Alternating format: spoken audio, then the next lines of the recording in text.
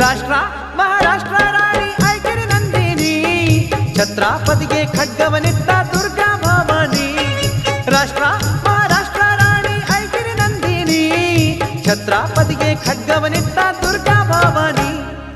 ಎತ್ತಿನ ಬಂಡಿ ಹತ್ತಿ ನಾವು ನಡಿ ನಡಿ ಹೋಗೋಣ, ತುಳಜಾ ತಾಯಿ ಪಾದಕ್ಕೆ ನಮಸಿ ಪಾವನರಾಗೋಣ. ಎತ್ತಿನ ಬಂಡಿ ಹತ್ತಿ ನಾವು ನಡಿ ನಡಿ ಹೋಗೋಣ, ತುಳಜಾ ತಾಯಿ ಪಾದಕ್ಕೆ ನಮಸಿ ಪಾವನರಾಗೋಣ.